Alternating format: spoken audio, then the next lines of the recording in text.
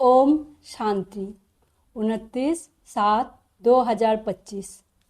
बाबा आज कह रहे हैं, मीठे बच्चे, इस शरीर की वैल्यू तब है जब इसमें आत्मा प्रवेश करे, लेकिन सजावट शरीर की होती, आत्मा की नहीं। प्रश्न है, तुम बच्चों का फर्ज क्या है? तुम्हें कौन सी सेवा करनी है? उत्तर, तुम्हारा फर्ज है अपने हम जिन्स को नर से नारायण, नारी से लक्ष्मी बनने की युक्ति बताना। तुम्हें अब भारत की सच्ची रूहानी सेवा करनी है। तुम्हें ज्ञान का तीसरा नेत्र मिला है, तो तुम्हारी बुद्धि और चलन बड़ी रिफाइन होनी चाहिए। किसी में मोह जरा भी ना हो। गीत है, नयनहीन को राह दिखाओ। ओम शांति, डबल शांति। तुम बच्चों को रेस्पॉन्ड करना चाहिए। ओम शांति, हमारा स्वधर्म है शांति। तुम अभी शांति के लिए थोड़े ही कहाँ जाएंगे। मनुष्य मन की शांति के लिए साधु संतों के पास भी जाते हैं ना। अब मन बुद्धि तो है आत्मा के ऑर्गन्स। जैसे यह शरीर के ऑर्गन्स है, वैसे मन, बुद्धि और चक्षु। अब चक्षु जैसे यह नयन है, वैसे वो नहीं कहते हैं। कहते हैं, हे प्रभु, नयनहीनों को राह बताओ। अब प्रभु व ईश्वर कहने से वो बाप का लाभ नहीं आता है। बाप से तो बच्चों को वर्षा मिलता है। यहाँ तो तुम बाप के सामने बैठे हो, पढ़ते भी हो। तुमको कौन पढ़ाते हैं? तुम ऐसे नहीं कहेंगे कि परमात्मा व प्रभु पढ़ाते हैं। तुम कहेंगे शिव बाबा पढ़ाते हैं। बाबा अक्षर तो बिल्कुल सिंपल है भी बाप दादा। आत्मा को आत्मा ही कहा जाता है, ऐसे वो परमात्मा है। वो कहते हैं, मैं परमात्मा यानी परमात्मा तुम्हारा बाप हूँ। फिर मुझ परमात्मा का ड्रामा अनुसार नाम रखा हुआ है शिव। ड्रामा में सबका नाम भी चाहिए ना। शिव का मंदिर भी है।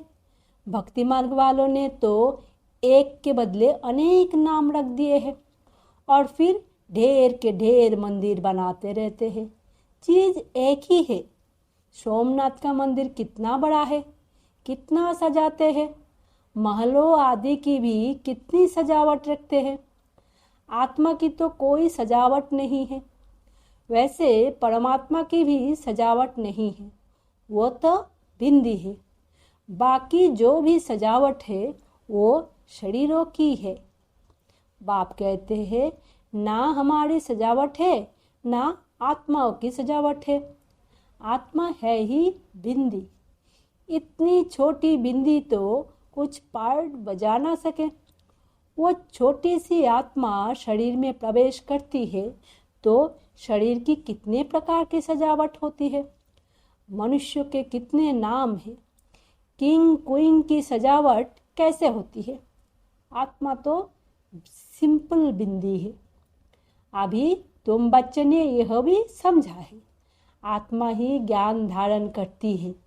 बाप कहते हैं, मेरे में भी ज्ञान है ना। शरीर में थोड़े ही ज्ञान होता है, मुझ आत्मा में ज्ञान है। मुझे यह शरीर लेना पड़ता है तुमको सुनाने के लिए। शरीर बगैर तो तुम सुन ना सको।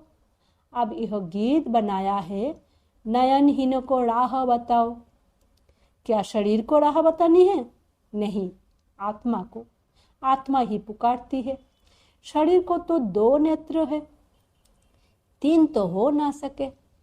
तीसरे नेत्र का यहाँ अर्थात मस्तक में तिलक भी देते हैं। कोई सिर्फ बिंदी मुहाफिक देते हैं, कोई लकीर निकालते हैं। बिंदी तो है आत्मा, बाकी ज्ञान का तीसरा नेत्र मिलता है।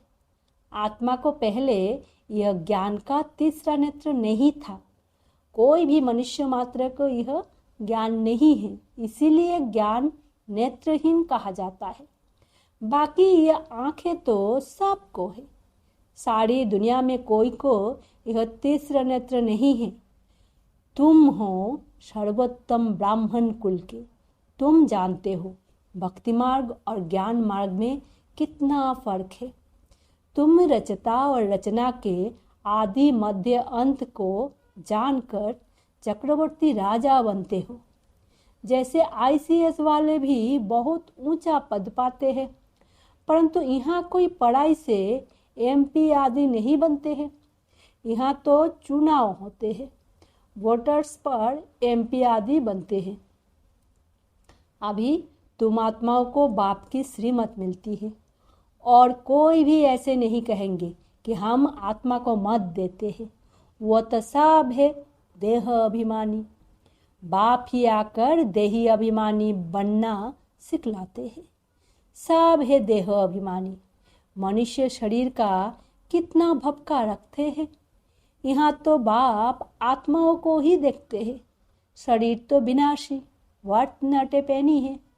जानवरों को तो फिर भी खाल आदि बिकती है। मनुष्यों का शरीर तो कोई काम में नहीं आता। अब बाप आकर वर्थ पाउंड बनाते हैं। तुम बच्चे जानते हो कि सभी अभी हम सो देवता बन रहे हैं, तो यह नशा चढ़ा रहना चाहिए। परंतु यह नशा भी नंबरवार पुरुषार्थ अनुसार रहता है। धन का भी नशा होता है ना। अभी तुम बच्चे बहुत धनवान बनते हो। तुम्हारी बहुत कमाई हो रही है। तुम्हारी महिमा भी अनेक प्रकार की है। तुम फूलों का बगीचा बनाते हो। सतयुग को कहा जाता है गार्डन ऑफ फ्लावर्स। इसका सैपलिंग कब लगता है यह भी किसको पता नहीं। तुमको बाप समझाते हैं, बुलाते भी है, हे बागवान आओ। तुमको माली नहीं कहेंगे। माली तुम बच्चों हो, उनको माली नहीं कहेंगे। माली तुम बच्चे हो जो सेंटर संभालते हैं। माली अनेक प्रकार के होते हैं, बागवान एक ही है। मुगल गार्डन के माली को पगार भी इतना बड़ा मिलता होगा ना। बागीचा ऐसा सुंदर बनाते हैं जो सब देखने आते हैं। मुगल लोग बहुत शौकीन होते थे। उनकी स्त्री मणि तो ताजमहल बनाया, उनका नाम चला आता है। कितने अच्छे अच्छे यादगार बनाए हैं। तो बाप समझाते हैं मनुष्यों की कितनी महिमा होती है। मनुष्य तो मनुष्य ही है। लड़ाई में ढेर के ढेर मनुष्य मरते हैं, फिर क्या करते हैं? घासलेट पेट्रोल डाल खलास कर देते हैं। कोई तो ऐसे ही पड़े रहते हैं, दफन थोड़े ही करते हैं, कुछ भी मान नहीं। तो अब तुम बच्चों को कितना नारायणी नशा चढ़ना चाहिए। यह है विश्व के मालिक पने का नशा। सत्य नारायण की कथा है तो जरूर नारायण ही बनेंगे। आत्मा को ज्ञान का तीसरा नेत्र मिलता है, देने वाला है बाप। तिजरी की कथा भी है। इन सब का वर्थ बाप बैठ समझाते हैं। कथा सुनाने वाले कुछ भी नहीं जानते। अमर कथा भी सुनाते हैं। अब अमरनाथ पर कहाँ दूर दूर जाते हैं, बाप तो यहाँ आकर सुनाते हैं। ऊपर तो सुनाते नहीं हैं। वहाँ थोड़े ही पार्वती को बैठ अमर कथा सुनाई। ये कथाएं आदि जो बनाई है ये भी ड्रामा में नूंद है, फिर भी होगा। बाप बैठ तुम बच्चों को भक्ति और ज्ञान का कंट्रास्ट बताते हैं। अभी तुमको ज्ञान का तीसरा नेत्र मिलना है। कहते हैं ना, हे प्रभु अंधों को राह बताओ। भक्ति मार्ग में पुकारते हैं। बाप आकर तीसरा नेत्र देते हैं, जिसका कोई को पता नहीं है सिवाय तुम्हारे। ज्ञान का तीसरा नेत्र नहीं है तो कहेंगे चूचा, धुंधकारी। आंखें भी कोई की कैसी होती है ना। कोई की बहुत शोभावान आंखें होती है, फिर उस पर इनाम भी मिलता है। फिर नाम रखते हैं मिस इंडिया, मिस फलानी। तुम बच्चों को अब बाप क्या से क्या बनाते हैं। वहाँ तो नेचुरल ब्यूटी रहती है, श्री कृष्ण को इतनी महिमा क्यों है? क्योंकि सबसे जास्ती ब्यूटीफुल बनते हैं। नंबर 1 में कर्मातीत अवस्था को पाते हैं, इसीलिए नंबर 1 में गायन है। ये भी बाप बैठ समझाते हैं। बाप बार बार कहते हैं, बच्चे मन मना भवो, हे आत्माएं अपने बाप को याद करो। बच्चे में भी नंबर 1 तो है ना। लौकिक बाप को भी समझो 5 बच्चे हैं, उनमें जो बहुत सयाना होगा उनको नंबर 1 रखेंगे। माला का दाना हुआ ना, कहेंगे ये दूसरा नंबर है, ये तीसरा नंबर है। एक जैसे कभी नहीं होते हैं। बाप का प्यार भी नंबरवार होता है। वो है हद की बात, ये है बेहद की बात। जिन बच्चों को ज्ञान का तीसरा नेत्र मिला है, उनकी बुद्धि और चलन आदि बड़ी रिफाइन होती है। एक किंग ऑफ फ्लावर होता है तो ये ब्रह्मा और सरस्वती किंग क्वीन फ्लावर ठहरे। ज्ञान और याद दोनों में तीखे हैं। तुम जानते हो हम देवता बनते हैं, मुख्य 8 रत्न बनते हैं।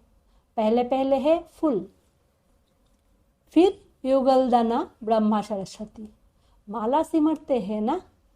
वास्तव में तुम्हारा पूजन नहीं है, सिमरन है। तुम्हारे ऊपर फूल नहीं चढ़ सकते हैं। फूल तब चढ़े जब शरीर भी पवित्र हो। यहाँ कोई का भी शरीर पवित्र नहीं है, सब बीज से पैदा होते हैं, इसीलिए भिखारी कहा जाता है। इन लक्ष्मी नारायण को कहते ही है संपूर्ण निर्विकारी। बच्चे तो पैदा होते होंगे ना, ऐसे तो नहीं कोई ट्यूब से बच्चा पैदा हो जाएगा। ये भी सब समझने की बातें हैं। तुम बच्चों को यहाँ 7 रोज भट्टी में बिठाया जाता है। भट्टी में ईंटें कोई तो पूरी पक जाती है, कोई कच्ची रह जाती है। भट्टी का मिसाल देते हैं। अब ईंट की भट्टी का थोड़े ही शास्त्र में वर्णन हो सकता है। फिर उसमें बिल्ली की भी बात है। गुलकबली की कहानी में भी बिल्ली का नाम दिखाया है। दीवे अर्थात दीपक को बुझा देती थी। तुम्हारा भी यह हाल होता है ना। माया बिल्ली बिघन डाल देती है, तुम्हारी अवस्था को ही गिरा देती है। देह अभिमान है पहला नंबर, फिर और विकार आते हैं। मोह भी बहुत होता है। बच्चे कहे मैं भारत को स्वर्ग बनाने की रूहानी सेवा करूँगा। मोहवश माँ बाप कहते हैं हम अलाउ नहीं करेंगे। ये भी कितना मोह है। तुम्हें मोह की बिल्ली या बिल्ला नहीं बनना है। तुम्हारी एम ऑब्जेक्ट ही ये है। बाप आकर मनुष्यों से देवता, नर से नारायण बनाते हैं। तुम्हारा भी फर्ज है अपने हम जिन्स की सेवा करना, भारत की सर्विस करना। तुम जानते हो हम क्या थे, क्या बन गए हैं। अब फिर पुरुषार्थ करो राजाओं का राजा बनने के लिए। तुम जानते हो हम अपना राज्य स्थापन करते हैं, कोई तकलीफ की बात नहीं। विनाश के लिए भी ड्रामा में युक्ति रची हुई है। आगे भी मूसल से लड़ाई लगी थी। जब तुम्हारी पूरी तैयारी हो जाएगी, सब फूल बन जाएंगे, तब विनाश होगा। कोई किंग ऑफ फ्लावर है, कोई गुलाब, कोई मतिया है। हर एक अपने को अच्छी रीति समझ सकते हैं कि हम अक के वा फूल है। बहुत है जिनको ज्ञान की कुछ धारणा नहीं होती है। नंबरवार तो बनेंगे ना, या तो बिल्कुल हाईएस्ट या तो बिल्कुल लोएस्ट। राजधानी यहाँ ही बनती है। शास्त्रों में तो दिखाया है पांडव गल मरे, फिर क्या हुआ कुछ भी पता नहीं। कथाएं तो बहुत बनाई है, ऐसी कोई बात है नहीं। अभी तुम बच्चे कितने स्वच्छ बुद्धि बनते हो। बाबा तुमको बहुत प्रकार से समझाते रहते हैं। कितना सहज है। सिर्फ बाप को और वर्षों को याद करना है। बाप कहते हैं, मैं ही पतित पावन हूँ। तुम्हारी आत्मा और शरीर दोनों पतित हैं। अब पावन बनना है। आत्मा पवित्र बनती है तो शरीर भी पवित्र बनता है। अभी तुमको बहुत मेहनत करनी है। बाप कहते हैं, बच्चे बहुत कमज़ोर है, याद भूल जाती है। बाबा खुद अपना अनुभव बताते हैं। भोजन पर याद करता हूँ, शिव बाबा हमको खिलाते हैं, फिर भूल जाते हैं, फिर स्मृति में आता है। तुम्हारे में भी नंबरवार पुरुषार्थ अनुसार है। कोई तो बंधन मुक्त होते हुए भी फिर स्मरते हैं। धर्म के भी बच्चे बना देते हैं। अभी तुम बच्चों को ज्ञान का तीसरा नेत्र देने वाला बाप मिला हुआ है। इनको फिर नाम दिया है तीजरी की कथा, अर्थात तीसरा नेत्र मिलने की कथा। अब तुम नास्तिक से आस्तिक बनते हो। बच्चे जानते हैं बाप बिंदी है, ज्ञान का सागर है। वो तो कह देते नाम रूप से न्यारा है। अरे ज्ञान का सागर तो जरूर ज्ञान सुनाने वाला होगा ना। इनका रूप भी लिंग दिखाते हैं, फिर उनको नाम रूप से न्यारा कैसे कहते। सैकड़ों नाम रख दिए हैं। बच्चों की बुद्धि में यह सारा ज्ञान अच्छी रीति रहना चाहिए। कहते भी है परमात्मा ज्ञान का सागर है। सारा जंगल कलम बनाओ तो भी अंत नहीं हो सकता है। अच्छा, मीठे मीठे सिकिलदे बच्चों प्रति माता पिता बाप दादा का याद प्यार और गुड मॉर्निंग। रूहानी बाप की रूहानी बच्चों को नमस्ते। हम रूहानी बच्चों की रूहानी माता पिता बाप दादा को याद प्यार गुड मॉर्निंग और नमस्ते। शुक्रिया बाबा। धारणा के लिए मुख्य सार। पहला, अभी हम बाप द्वारा वर्थ पाउंड बनने हैं। हम सो देवता बनने वाले हैं। इसी नारायणी नशे में रहना है। बंधन मुक्त बन सेवा करनी है। बंधनों में फंसना नहीं है। दूसरा है, ज्ञान युग में तीखे बन माता पिता समान किंग ऑफ फ्लावर बनना है और अपने हम जिन्स की भी सेवा करनी है। वरदान है, अपने सर्वों खजानों को अन्य आत्माओं की सेवा में लगाकर सहयोगी बनने वाले सहज योगी भवो। सहज योगी बनने का साधन है सदा अपने को संकल्प द्वारा, वाणी द्वारा और हर कार्य द्वारा विश्व की सर्वों आत्माओं के प्रति सेवाधारी समझ सेवा में ही सब कुछ लगाना। जो भी ब्राह्मण जीवन में शक्तियों का, गुणों का, ज्ञान का व श्रेष्ठ कमाई के समय का खजाना बाप द्वारा प्राप्त हुआ है, वो सेवा में लगाओ, अर्थात सहयोगी बनो तो सहयोगी बन ही जाएंगे। लेकिन सहयोगी वो ही बन सकते हैं जो संपन्न है। सहयोगी बनना अर्थात महादानी बनना। स्लोगन है, बेहद के बैरागी बनो तो आकर्षण के सब संस्कार सहज ही खत्म हो जाएंगे। अव्यक्त इशारे। संकल्प की शक्ति जमा कर श्रेष्ठ सेवा के निमित्त बनो। जैसे अपने स्थूल कार्य के प्रोग्राम को दिनचर्या प्रमाण सेट करते हो, ऐसे अपनी मनसा समर्थ स्थिति का प्रोग्राम सेट करो तो संकल्प शक्ति जमा होती जाएगी।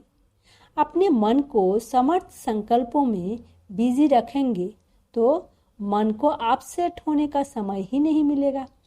मन सदा सेट अर्थात एकाग्र है तो स्वतः अच्छे वाइब्रेशन फलते हैं, सेवा होती है। ओम शांति। शुक्रिया बाबा।